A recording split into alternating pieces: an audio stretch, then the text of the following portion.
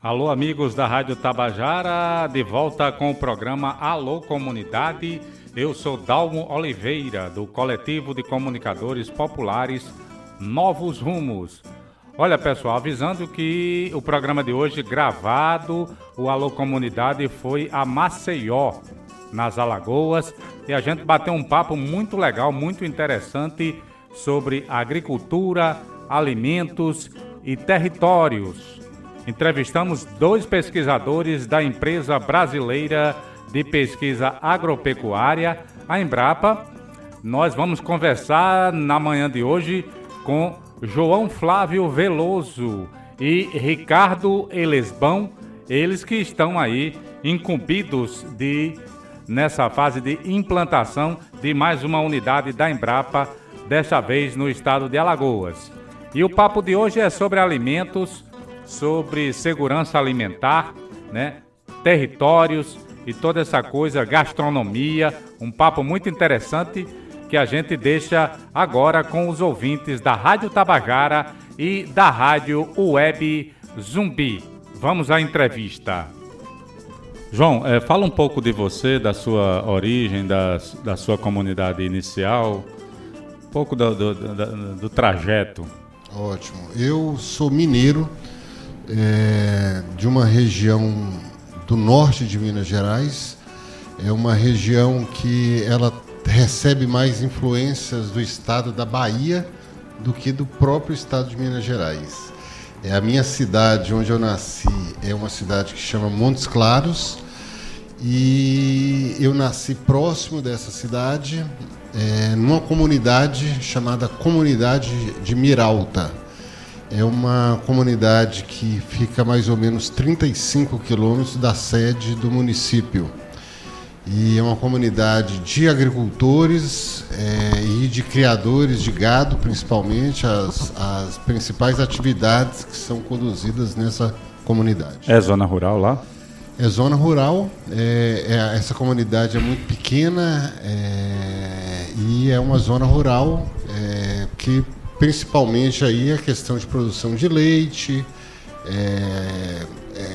culturas de ciclo curto, como feijão, arroz, milho, enfim, é mais uma comunidade de pequenos agricultores. Ok, fala um pouco agora da tua formação. Pronto. Eu sou engenheiro agrônomo, saí de casa para estudar muito cedo e fiz agronomia na Universidade Federal de Viçosa, e depois eu acabei fazendo cursos de pós-graduação e comecei a trabalhar e fui trabalhar longe de casa. Fui trabalhar no estado do Paraná, um estado completamente diferente das minhas origens, e fui trabalhar numa instituição de pesquisa que desenvolve tecnologias para a agricultura do Paraná. Naquela época, muito forte a questão do café, então trabalhei muito tempo para a geração de tecnologias para o café. Depois disso, entrei na Embrapa, no início Embrapa Soja, passei cerca de 20 anos trabalhando na Embrapa Soja, desenvolvendo tecnologias para a Embrapa e para os agricultores que plantam soja. Depois disso, fui para a Embrapa Milho e Sorgo, fiquei cerca de 2 anos e depois fui para o norte do Mato Grosso para instalar um centro de pesquisa, que é um centro de pesquisa que foi voltado principalmente para a questão de sistemas integrados, que são os sistemas de integração lavoura, pecuária, floresta. É um tipo de agricultura e pecuária que se faz fazendo uma rotação dentro de uma mesma área, produzindo grãos, produzindo pecuária de corte ou de leite. E passei 7 anos nessa região do norte do Mato Grosso, já uma região amazônica.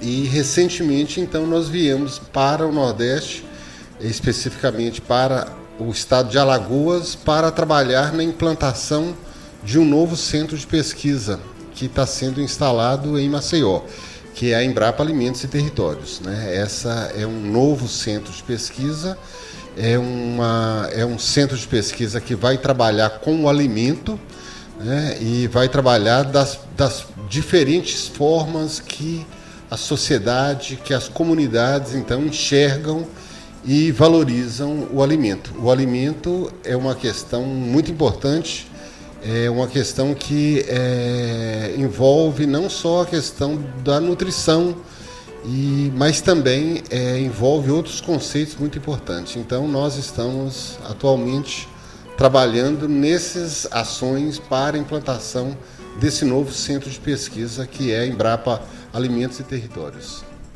João, fala um pouco das especialidades. Você trabalha exatamente com o quê? Qual é a tua área? A minha área de formação, eu sou agrônomo, formei em agronomia, depois fiz as minhas pós-graduações todas relacionadas com a questão de doenças de plantas, né? As plantas também elas têm algumas doenças bastante graves em algumas circunstâncias, e para a produção agrícola é preciso desenvolver tecnologias de controle dessas doenças, né? Então eu trabalhei, me especializei numa área que se chama fitopatologia, que é nada mais do que a ciência que estuda as doenças das plantas, né? As várias doenças das plantas. E eu entrei na Embrapa, então, para trabalhar com isso, com doenças de plantas, né? Eu me especializei especificamente em umas doenças que atacam as raízes das plantas, né? Que são os pequenos vermes, que são chamados de nematóides. A planta também é atacada por verme de solo. E eu me especializei, então, em desenvolver mecanismos, desenvolver formas de controlar esses nematóides, né? E a principal forma para isso é utilizando, desenvolvendo resistência nas plantas para que elas fiquem, para que a doença não se manifeste nelas. Então, plantas resistentes. Ok. Você se aprofundou mais em soja ou em outras culturas? Não, na minha formação eu trabalhei com doenças de plantas de uma maneira geral. Então, no início da minha vida eu trabalhei muito com café, depois eu trabalhei com soja, milho, feijão. Depois eu trabalhei também com outras culturas, né? Girassol, com dendê, com várias outras plantas também eu desenvolvi. E mais recentemente eu também me especializei na questão do alimento. Passei um período na França estudando aí formas de valorização dos alimentos, né? Que já tem a ver com o trabalho que nós estamos fazendo aqui em Alagoas. Certo. Esse período na França foi qual é a data e o período? Eu fiquei na França de setembro de 2017 a setembro de 2018. Foi um ano certinho. E a França ela tem uma experiência muito boa com a questão da valorização desses alimentos. A gente vê falar muito nos alimentos franceses, especialmente os queijos, né, os vinhos também. Mas a França ela desenvolveu estratégias para valorização de diversos outros alimentos. Então, a França realmente tem muito a nos ensinar sobre essas estratégias, né? De forma que alguns produtos que são produzidos nas pequenas comunidades, eles possam ser valorizados e eles possam ter um mercado, né? As pessoas hoje elas têm muito interesse em utilizar, em se alimentar a partir então desses produtos, desses alimentos que são produzidos nas comunidades. E essa aí é uma tendência também que está acontecendo no Brasil. Esses alimentos que a gente chama, esses alimentos territoriais, esses alimentos artesanais, os alimentos típicos, eles estão tendo uma valorização muito grande, especialmente com a questão do turismo, né? Quando o turista viaja, ele quer comer o alimento do território, né, da comunidade. Então, é uma forma muito interessante da gente conseguir viabilizar aí, o trabalho em algumas comunidades a partir dos alimentos típicos dessas comunidades. Ok. A gente está também com o Ricardo Elesbão. Ricardo paraibano, gente já se conhece há algum tempo. Ricardo, bem-vindo ao Alô Comunidade. A gente queria repetir as perguntas que fizemos ao João. De onde você vem, quais suas origens e a sua referência e um pouco da trajetória? Ok, Dalmo, muito obrigado.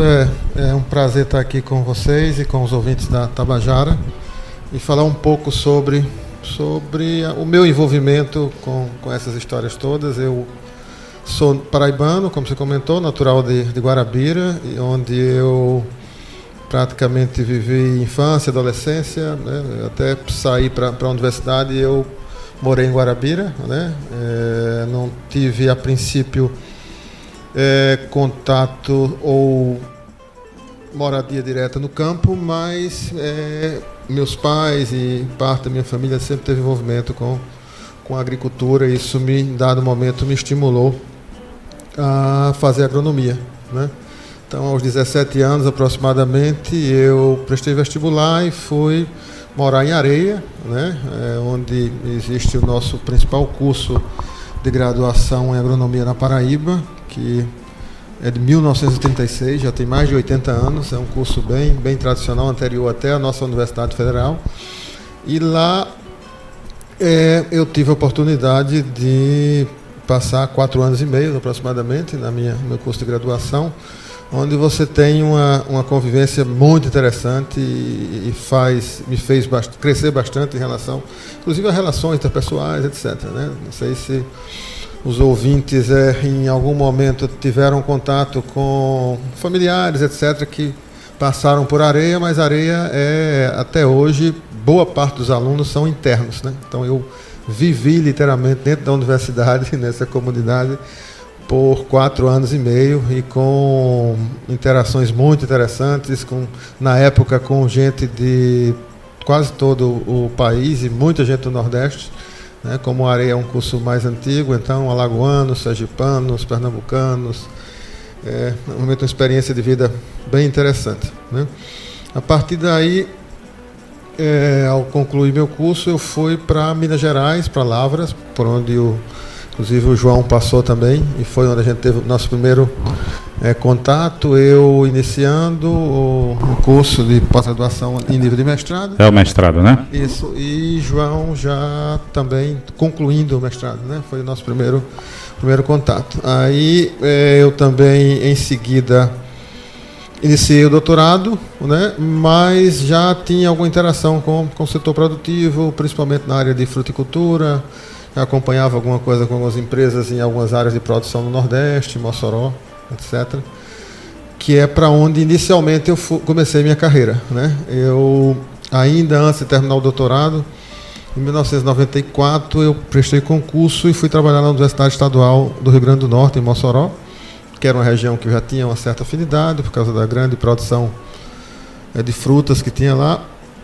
E também, nesse mesmo ano, a Embrapa estava abrindo concurso para uma série de unidades do país, e eu prestei concurso para a Embrapa. Então, em 94 ainda, eu fui contratado pela Embrapa, Agroindústria Tropical, em Fortaleza, inicialmente.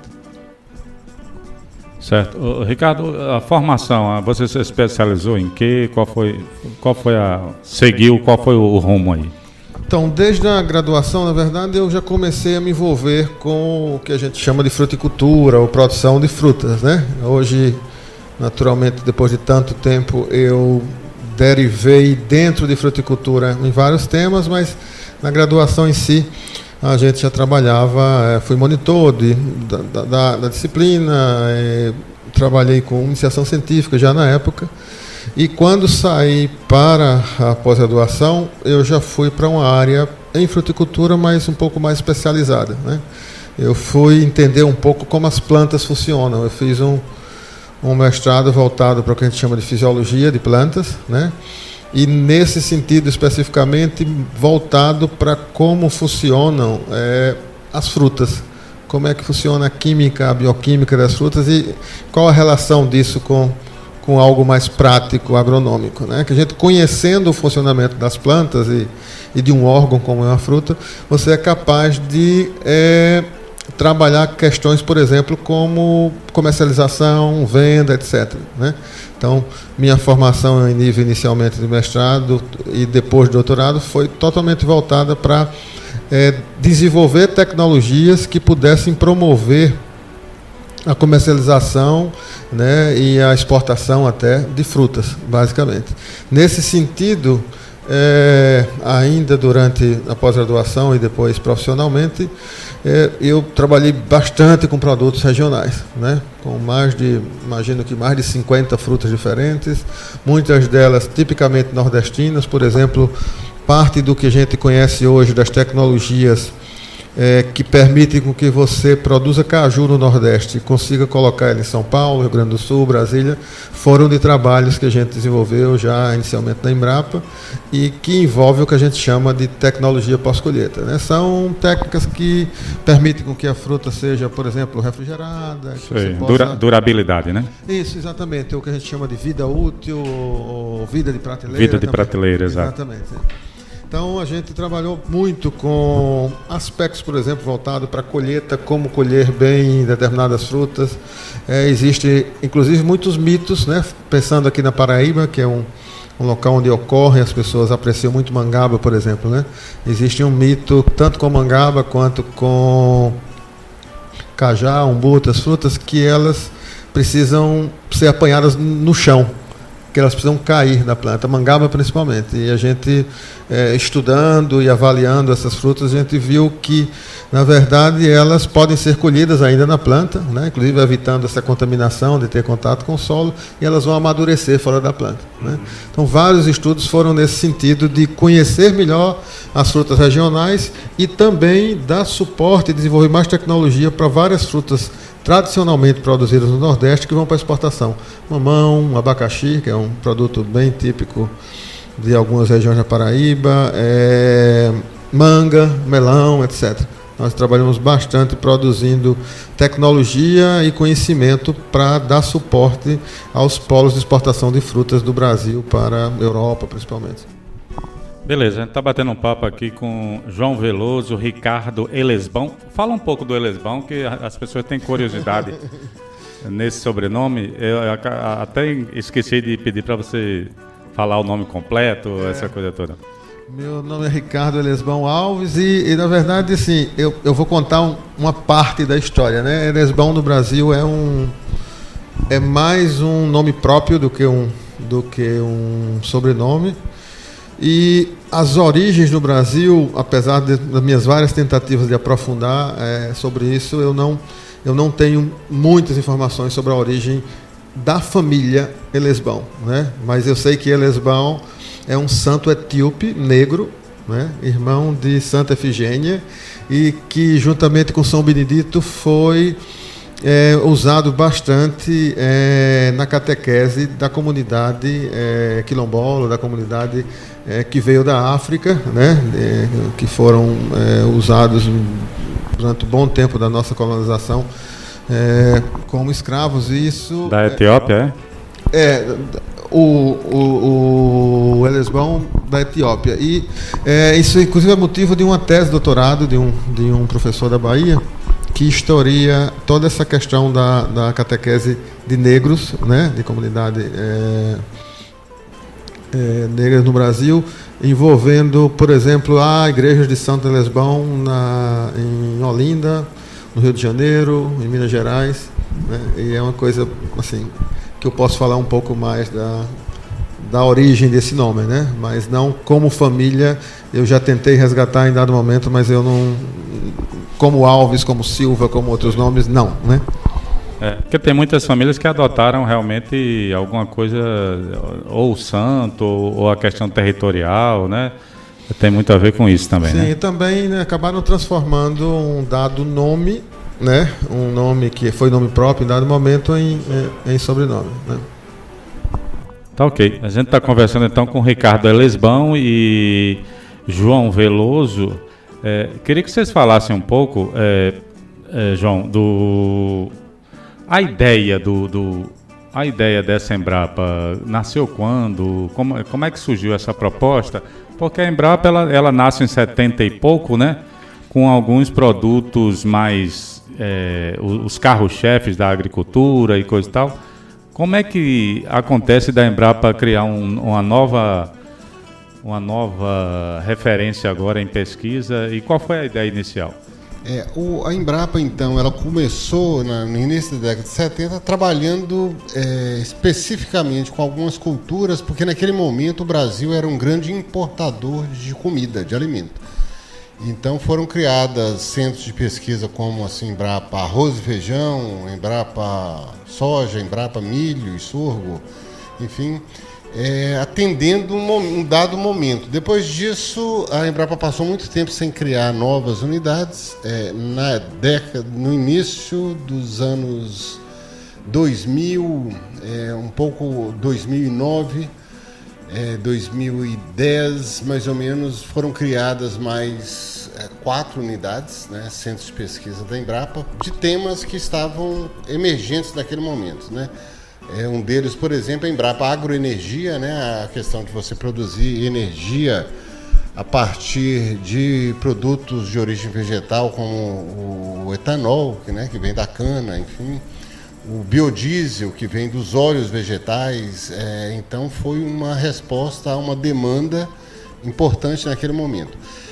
Agora, o Brasil está percebendo e a Embrapa também percebendo uma nova necessidade de se criar uma nova estrutura de pesquisa, um novo centro de pesquisa para olhar a questão do alimento, né? Porque os consumidores hoje, eles têm um peso muito grande nas decisões e na condução do país, né? Os consumidores hoje, eles têm uma voz muito ativa.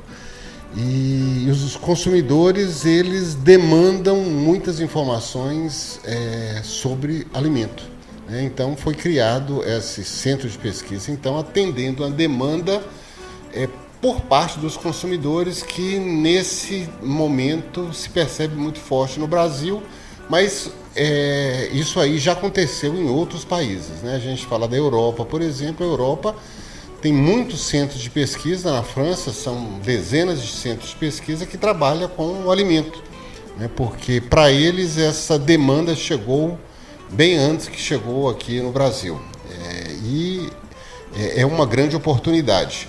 Hoje a gente percebe que a questão da agregação de valor é uma coisa muito importante na questão da agricultura e do alimento, né? É importante agregar valor, agregar informações, agregar funcionalidades no alimento, porque o consumidor quer isso. O consumidor, ele quer comer algo que ele identifique, ou o consumidor quer comer algo que seja bom para a sua saúde, ou o consumidor quer comer um alimento que ele tem uma identidade com aquela questão, por exemplo, não comer carne, ou não comer glúten, ou não comer uma série de questões. Então, é uma demanda que o consumidor, ele mostra isso a partir de vários estudos. A Embrapa percebeu que há essa demanda muito grande por parte dos consumidores brasileiros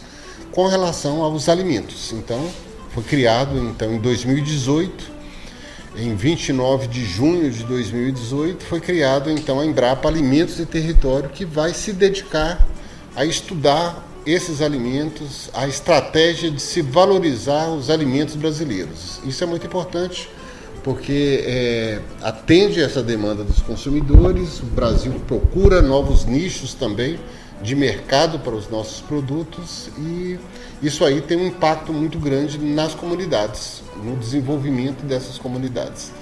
Então, a Embrapa Alimentos e Territórios foi criado então em função dessa demanda dos consumidores.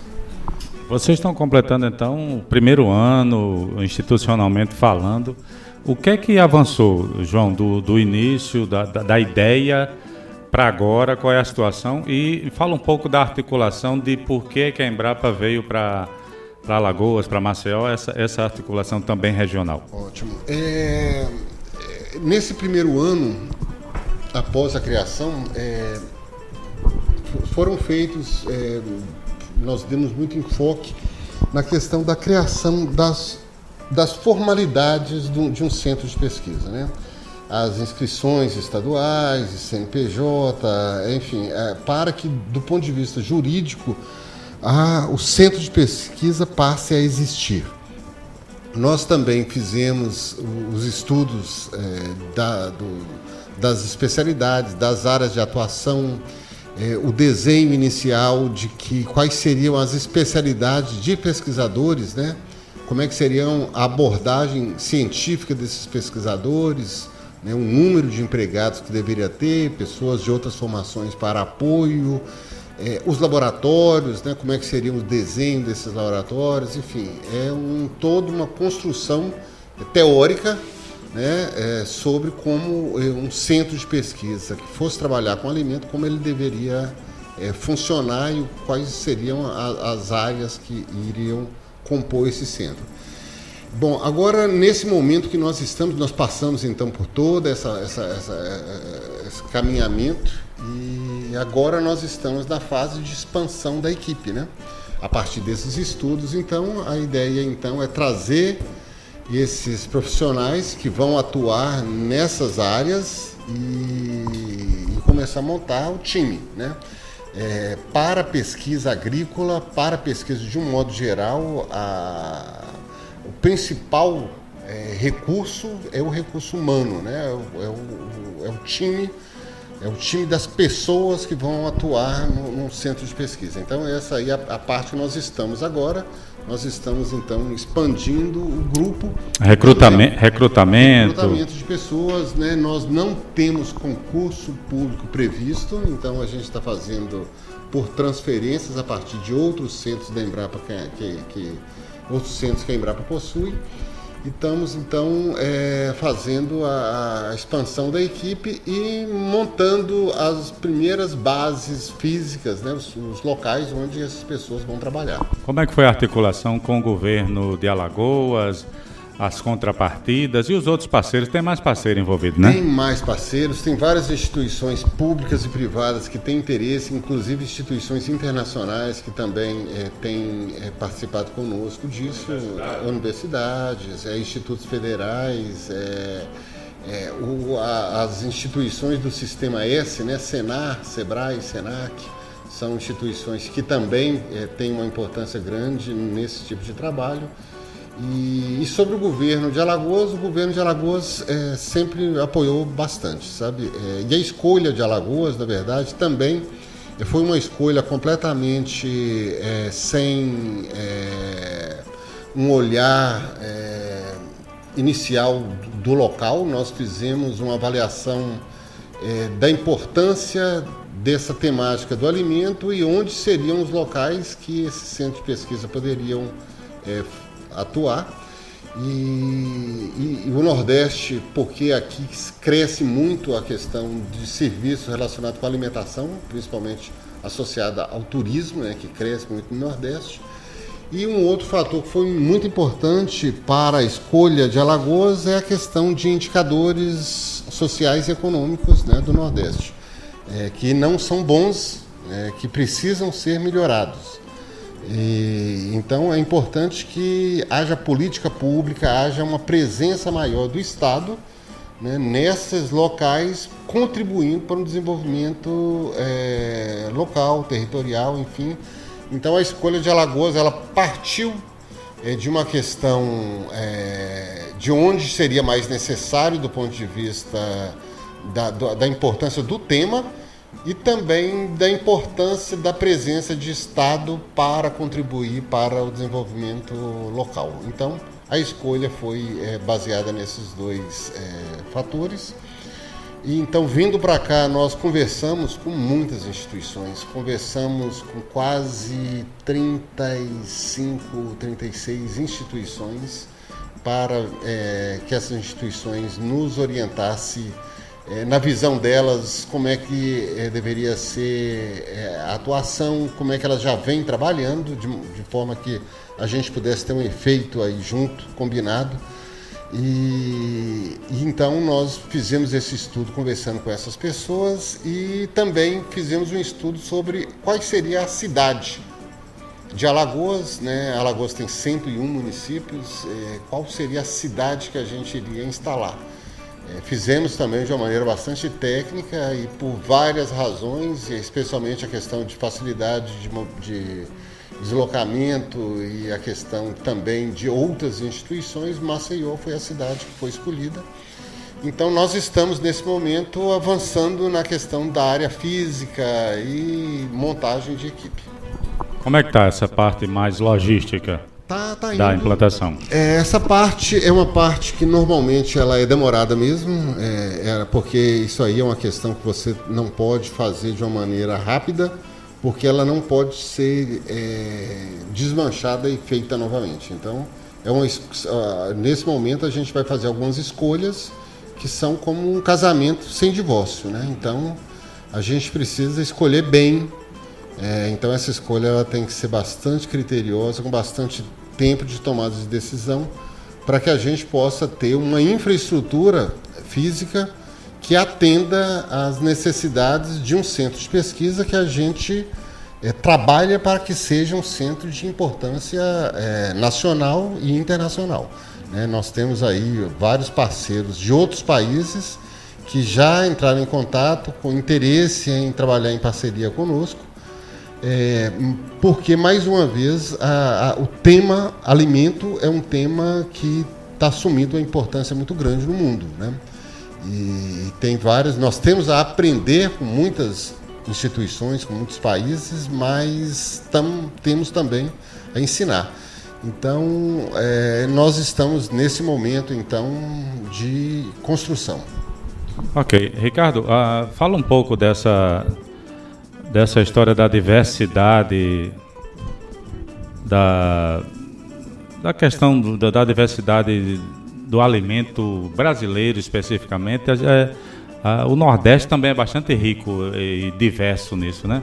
Como é que vocês estão encarando? É um desafio enorme, me parece um desafio grande e no momento em que, de uma certa forma, há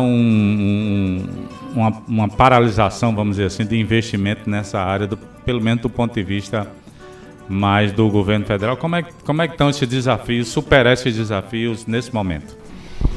Bem, na verdade, a Embrapa sempre teve uma conexão muito grande com a questão da biodiversidade, né? E a Embrapa foi, desde o princípio, moldada para se trabalhar com alimentos, né? Mas como o João comentou, numa visão inicial muito mais de produção agrícola de commodities, de produtos tradicionais, né? Algodão, feijão, arroz, vários centros nossos foram moldados para dar suporte a cadeias produtivas consolidadas. Por outro lado, a gente sempre teve, e aí o desafio é enorme porque nós temos um país continental, né? Então a diversidade de alimentos que a gente tem e de possibilidade de uso de plantas e de animais é muito grande. Tem-se um uso tradicional de vários alimentos e que, de certo modo, precisam ser resgatados, explorados. Então, eu vou voltar um pouco, inclusive, para conectar um pouco mais ainda minha relação com esse centro e com essa ideia, né? Na verdade, depois de quase 20 anos na Embrapa, a princípio, houve uma oportunidade, e a Embrapa tem um projeto que conecta o Brasil a outros países com desenvolvimento igual ou superior, países que têm alto desenvolvimento tecnológico, etc. E a Embrapa tem um projeto que se chama Laboratórios Virtuais no Exterior, né? Então, eu, como pesquisador da Embrapa, chama Labex o programa, tive a oportunidade entre 2011 e 2014 de ser responsável nos Estados Unidos pela área de biodiversidade e novos produtos da biodiversidade brasileira. Então, eu fazia a conexão das unidades todas da Embrapa, ou da questão estratégica da Embrapa, com ferramental para que a gente possa acessar melhor a diversidade de produtos que a gente tem, não só do ponto de vista alimentício, mas também das oportunidades que a gente tem de extrair outras funções, fibras, produtos que possam ser usados, inclusive, como defensivos naturais de plantas, etc. Mas é claro que meu foco, pela minha formação de alimentos, era voltado mais exclusivamente em alimentos. Então, nesses 3 anos nos Estados Unidos, a gente conectou bastante as unidades da Embrapa. Você ficou aonde? Eu fiquei no Texas, na Texas A&M University, na cidade de College Station. E nesse tempo a gente trabalhou bastante voltado principalmente para frutas, que é, como eu falei, na minha formação, mas também conectando pesquisadores que trabalhavam no Brasil com café, que trabalhavam com outros produtos alimentícios, inclusive da área animal, da área de micro-organismos também, no sentido de dar valor a esses produtos. E nesse tempo, a grande concentração do trabalho, isso vai se conectar daqui a pouco na minha fala em relação à origem da unidade, é a questão de nutrição, saúde, etc. Os Estados Unidos, assim como os europeus, eles têm nas suas instituições de ensino e pesquisa, inclusive pesquisa agropecuária, que é o caso da Embrapa e de outras instituições estaduais de pesquisa, compromissos com redução de problemas de saúde, por exemplo, né?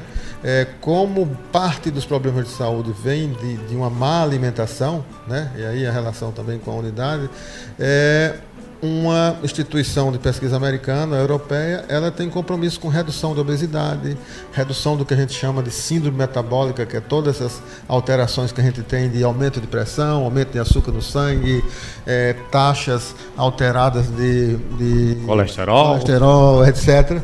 Tudo isso leva ao que a gente chama, o conjunto disso leva ao que a gente chama de síndrome metabólica, que tem como consequência diabetes, problemas cardiovasculares, etc. Então, a gente nesse momento, inclusive, estudava como as nossas frutas brasileiras podiam, na alimentação, impactar sobre a saúde das pessoas, né? Então, a Embrapa passou a dar um olhar maior para isso. Na minha volta em 2014, a Embrapa tinha estruturado toda a sua organização para pesquisa em portfólios, que era um conjunto de projetos, ou é um conjunto de projetos associados a um determinado tema, e ao voltar dos Estados Unidos eu passei a coordenar um portfólio chamado Alimentos, Nutrição e Saúde, né? Era todos os projetos da Embrapa que, por exemplo, envolvesse o desenvolvimento de uma cultivar de uma fruta, de uma cultivar de um arroz, de um feijão, etc., mas que se preocupasse em ver como aquele alimento tinha impacto sobre a saúde, eram colocados e eram direcionados dentro dessa nova visão do mundo de se preocupar do alimento não como medicina, mas como uma fonte de componentes que podem reduzir o impacto de doenças, etc.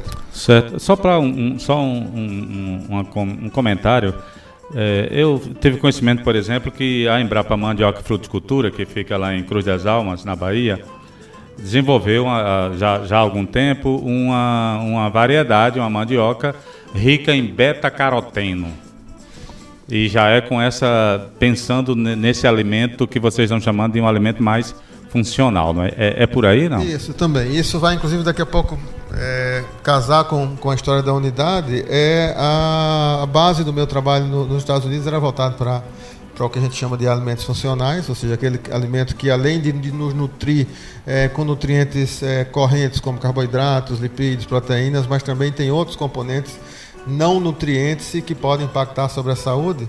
E realmente a Embrapa inteira e esse centro onde eu trabalhei nos Estados Unidos era voltado desde o princípio a desenvolver variedades comerciais de produtos, cenouras, batatas, cebolas, etc., mais ricas em componentes, como é o caso do beta-caroteno. O beta-caroteno, para falar de uma forma mais popular, é a nossa provitamina A, né? Dentro a gente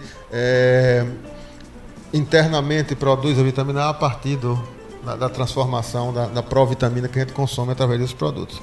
E isso também desencadeou, e tem vários projetos da Embrapa, como é o caso do Bioforte, que é um projeto de biofortificação natural, que nada envolve de transgenia, etc. Simplesmente você selecionar nas plantas, que é o caso da batata, é o caso da nossa mandioca, produtos que naturalmente são mais ricos em componentes, como beta-caroteno ou outros compostos de natureza fenólica, por exemplo, que podem impactar sobre a saúde, né? Então, esse projeto, inclusive minerais também, né? O projeto de biofortificação da Embrapa Ele envolve, por exemplo, ter variedades de milho ou de feijão mais ricas em zinco, em ferro, que podem impactar sobre a saúde das pessoas, né? Hoje a Embrapa tem esse olhar a partir dessas várias estratégias. A estratégia de ter um posto no laboratório virtual no exterior, do qual eu participei como pesquisador, e de montar um laboratório multiusuário nacional dentro da Embrapa que possa dar suporte a avaliar esses componentes de forma mais detalhada, uma relação maior da Embrapa com instituições que trabalham com nutrição suplementar, medicina, etc. Tudo isso facilitou a Embrapa estar tendo essa visão e que suporta as ideias que João colocou aqui também. Lembrando uma história importante sobre o início da unidade, os últimos 3 ministros da Agricultura e a ministra da Agricultura de então, em 2015, né, vislumbrou a partir da aproximação natural com a Embrapa, nós pertencemos ao Ministério da Agricultura, e do interesse em aumentar relações principalmente com o exterior, etc., a partir de idas da então ministra com o nosso presidente da Embrapa, se vislumbrou que a Europa, como o João comentou em dado momento, já explora há muito tempo produtos regionais e produtos funcionais também, né, produtos diferenciados. Então, dessa interlocução da ministra com a presidência da Embrapa, foi formado esse primeiro grupo, né, ainda final de 2015, começo de 2016, onde o João coordenava uma equipe que, num segundo momento, me envolveu, né? A princípio, João, com a grande experiência que ele teve de implantar uma das unidades da Embrapa no Mato Grosso, veio a estudar esses temas para ver como se montaria essa nova unidade, e eu, por estar envolvido com o tema alimentos, nutrição e saúde, fui convidado então para fazer parte da equipe mais nessa questão mais técnica, né? Então, daí, vamos dizer, nasceu a relação minha com a unidade nova e com essa equipe que fez com que o projeto saísse, vamos dizer assim, do papel para uma proposta real, que foi avaliada pelo Conselho de Administração da Embrapa e aprovada ainda em 2016. Né? Após isso houve uma série de mudanças políticas no país, mas o ministro de então, que substituiu a ministra anterior, vislumbrou que esse tema era importante também. Ao final de 2017 o tema voltou à baila, como se diz. Foi mantido, né? Então está 2 anos cozinhando aí. Na verdade um pouco mais de 1 ano e meio, que entre meados de 2016 e o final de 2017, ao se ver a importância e ao projeto que a gente tinha feito, o Ministério da Agricultura de então vislumbrou que seria importante implementar essa unidade, e ainda no final de 2017, começo de 2018, nós novamente fomos convidados, e até o meio do ano, como o João comentou, de 2018, final de junho, a unidade foi, assim, criada em definitivo, né? Já tinha sido aprovada em maio de 2016, mas 2 anos depois aproximadamente a unidade foi criada, envolvendo esses temas de biodiversidade, valorização de produtos regionais, um resgate inclusive antropológico, histórico de uso de outras espécies que em dado momento foram usadas, e a gente tem uma gama de trabalho enorme. Na verdade, a nossa alimentação, a gente tem uma certa restrição, até em termos de diversidade. A pergunta sua foi voltada para isso. Se você, algumas estatísticas falam que 3 produtos agrícolas de origem vegetal representam 50% do que se consome no mundo. Se você aumentar isso para 20%, isso chega a 80% mais ou menos de produtos de origem vegetal, desculpe. E as oportunidades, se a gente for falar de frutas, a gente tem no Brasil, por baixo, em uso, em torno de mais de 150 frutas, né? Então, você imagine as oportunidades que a gente não comentou até então, mas para a gastronomia, né? Um tema que está tão em voga e associado ao consumidor, né? João enfatizou bem essa questão da importância do consumidor, e os grandes chefes de cozinha hoje passam a pautar inclusive muita coisa que se alimenta, do ponto de vista funcional, do ponto de vista de resgatar ou reconstruir a nossa culinária em nível nacional, né? Produtos que inclusive entraram em desuso porque as pessoas perderam o hábito de consumir, né? Talvez você possa lembrar que na sua infância a araruta, que é uma planta muito comum na região do Nordeste, era usada para produzir alimento infantil, né? A produzir o mingau, exatamente. E essa planta está, de certo modo, esquecida, uma planta que, assim como várias outras nossas, maxixe, quiaba, etc., que algumas delas introduzidas pelos africanos que aqui vieram e que hoje voltam à pauta e na reintrodução desses produtos na culinária ou na valorização da gastronomia a partir desses produtos. É engraçado, você está citando a araruta, viu, João? Eu também conheci uma experiência da Embrapa lá na reserva dos índios Pataxó, sul da Bahia.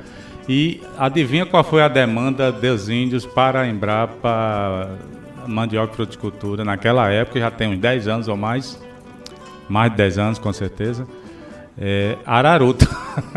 Os caras queriam que a Embrapa ajudasse eles a manter a araruta, que eles usavam muito para crianças, que é um alimento fortíssimo, né? E bom para, né, criar menino, vamos dizer assim. Pois é, inclusive dentro do que o João comentou sobre essa questão, e você também perguntou dos perfis dessa nova unidade, você vê que a gente está falando de vários temas que em dado momento não eram pauta direta da gastronomia, associação disso com turismo, resgate de alimentos, etc. A gente sempre foi, vamos dizer assim, o grande guardião da diversidade brasileira, no sentido de conservar plantas. Inclusive você falou dessa questão indígena. Em dado momento, alguns grupos indígenas nacionais, por meio da Embrapa, recuperaram sementes que eles já não tinham. Os craó, por exemplo, sim, né, do milho. Sim, resgataram alimentos. E os bancos de germoplasma, essas coisas. Exatamente. Tudo isso está de forma organizada dentro da Embrapa, mas veja que na nossa unidade especialmente, e aí a gente está dentro do que a gente tem de pesquisadores em nível nacional, pensando alguns colegas chaves que, por exemplo, trabalham com comunidades indígenas, comunidades quilombolas, pessoas da Embrapa que não são muitos, ou são, na verdade, bem poucos, que trabalham a antropologia ou têm uma visão maior sobre o patrimônio alimentar, no sentido de resgatar essa informação. Então, a gente vai casar uma equipe que vai ter gente que trabalha com história, antropologia, patrimônio alimentar, associado a pessoas que possam também trabalhar os bancos de germoplasma, os recursos genéticos dessas espécies, resgatá-las e, ao mesmo tempo, conectar isso com saúde, com alimentação, com novos usos, com gastronomia. Essa é, vamos dizer assim, um resumo do que a gente está tentando construir, mas que em dado momento a gente, inclusive, vai precisar de profissionais que a Embrapa não tem hoje, né? Ainda tem que prospectar no mercado, né? A gente está batendo um papo com João Veloso e Ricardo Elesbão. Eles são pesquisadores da Embrapa e estão incumbidos, né, de implantar, já implantaram, na verdade, estão dando o start aí no novo centro de pesquisa, é a Embrapa Alimentos e Territórios. João, essa coisa da territorialidade, eu queria que você falasse um pouco disso também. A gente saiu um pouco só do alimento e na missão da nova entidade tem essa coisa dos territórios, né? Tem territórios específicos, o Brasil, a diversidade a gente já conhece. Como é lidar com os territórios nessa interface com os alimentos e com essa missão que vocês pretendem encarar? Essa questão da importância dos territórios, né, apesar de ser conceitos muito já trabalhados, e no Brasil nós tivemos grandes pensadores que trabalharam a questão do território, mas para a questão do alimento, trabalhar com o alimento pensando na territorialidade é fundamental, né, porque o alimento, muitas vezes, ele reforça a identidade do território, né? O território ele tem uma ligação muito forte, né, com os alimentos e é muito bom e é muito proveitoso trabalhar com esse centro pensando na questão dos territórios, né? Basicamente hoje a questão de política pública também era importantíssimo que se pense em termos de território. Então esse centro de pesquisa que vai trabalhar com alimento, ele tem que pensar, ele tem que desenvolver as tecnologias a partir, então, do território. Então, é um ganho muito grande para a gente incorporar esses conceitos do território, que, afinal de contas, é no território que ocorrem as principais relações entre as pessoas, elas ocorrem a partir do sentimento e do entendimento do que é o território. E de pertencimento também, pertencimento. Né? As pessoas, elas sentem-se pertencidas a um território e muitas vezes o alimento ele tem também uma relação profunda com o território, né? Então nós temos os alimentos, por exemplo, o piqui, né, no Cerrado e em outras regiões do Brasil, é fortemente associado ao território, né? Você falando dos índios, por exemplo, os índios eles têm uma relação muito profunda com o território e com o alimento que foi desenvolvido nesse território, né? Então a questão do piqui, a questão da mangaba, a questão dos abacaxis, enfim, tem muita relação com o território. Então, é muito importante a gente trabalhar com pesquisa e com desenvolvimento, no caso de alimento, a partir do território. Tem uma relação muito grande e também no caso da oportunidade para a gente agregar valor, explorar novos mercados para os alimentos típicos, isso também assume uma importância grande, né? Porque essa questão do turismo. O turista ele viaja para conhecer um novo território e a principal forma desse turista conhecer um território é comendo comida daquele território. Literalmente. Literalmente. Então as pessoas, quando viajam, eles querem comer o território, né? É uma coisa muito interessante. Então a pessoa vem para o Nordeste, ele quer comer a tapioca, ele quer comer o sururu, tomar a cachaçinha, tomar a cachaça, ele quer comer as comidas que aquele território, que são importantes para aquele território. E que só tem ali, na verdade, na maioria dos casos, né? Exatamente. E então é importante que a gente faça esse trabalho, esse olhar do alimento e busque as estratégias de valorizar esse alimento a partir do olhar sobre o território. Agora deixa eu fazer uma pergunta, talvez difícil, talvez incômoda, mas tem que ser feita. Você falou na primeira parte aí da entrevista que vai haver um foco muito grande no consumidor, né? No consumidor, no consumo de alimentos e coisa e tal. Como é que você diferenciaria, João, o direito do consumidor com o direito do cidadão se alimentar bem, ter acesso ao alimento, à soberania alimentar, essa coisa do direito ao alimento, né, e a não perder os alimentos, porque também a gente vive um momento em que houve uma padronização da alimentação, vamos dizer assim. Então você chega no canto, só tem um tipo de comida, né? Você não encontra os outros tipos. Então a gente, na verdade, com o passar do tempo, não é só no Brasil, mas a gente foi forçado a consumir um cardápio meio padronizado e reduzido, né, Ricardo?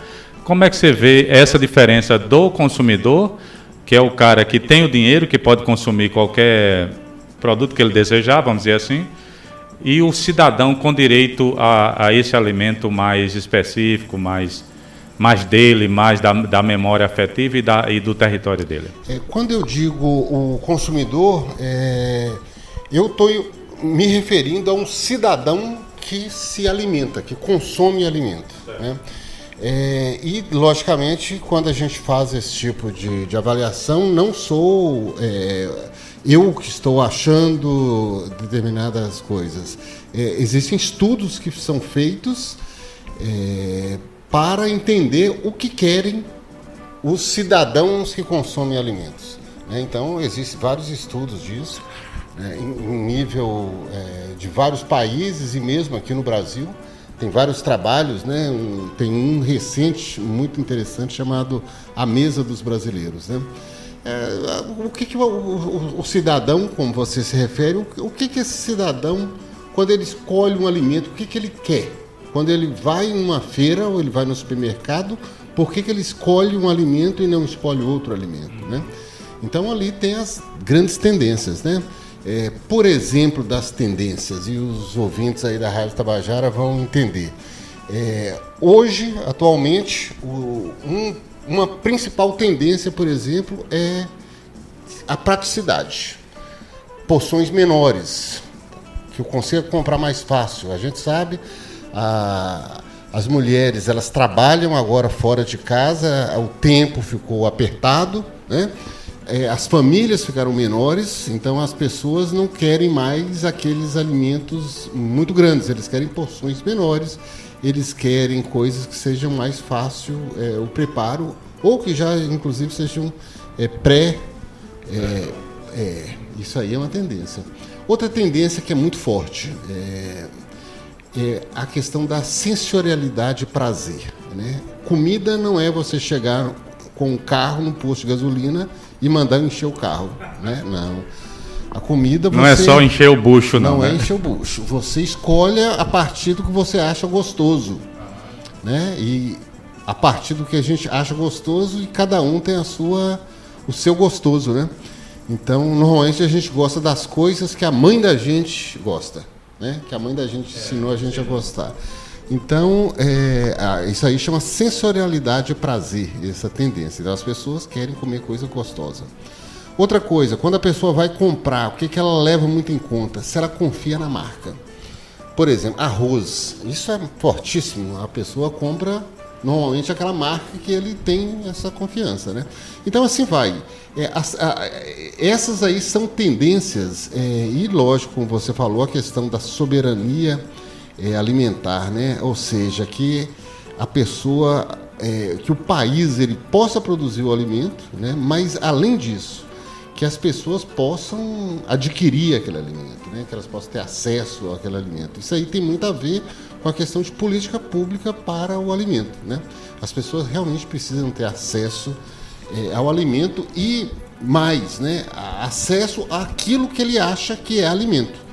Porque muitas vezes as pessoas pensam nesses produtos semi-prontos que funcionam quase como uma ração, né? Que para alimentos de pessoas em condição de vulnerabilidade. Não funciona, porque a pessoa não entende aquilo como um alimento. Ele acha que aquilo lá não é, e de fato não é um alimento no entendimento da palavra. Então, são todas essas coisas, Dalmo, que a gente está falando aqui, entendendo o consumidor, mas o cidadão consumidor. Porque hoje, além dessa dimensão de pertencimento, de ser um cidadão plenamente, as pessoas também querem consumir com esse espírito. Eles querem eles querem ter aquelas vontades atendidas, né? Uma outra coisa que cresce muito na tendência dos alimentos, isso aí muitas vezes pode parecer estranho, mas comida também é uma forma de você se posicionar sobre as coisas, né? E muitas vezes até um ato, de certa forma, político. Por exemplo, a questão das pessoas que não comem mais carne, né? Os vegetarianos ou os veganos, que se diz, né? Por uma razão de um entendimento que a pessoa tem de que não é uma questão ética você se alimentar a partir de animais.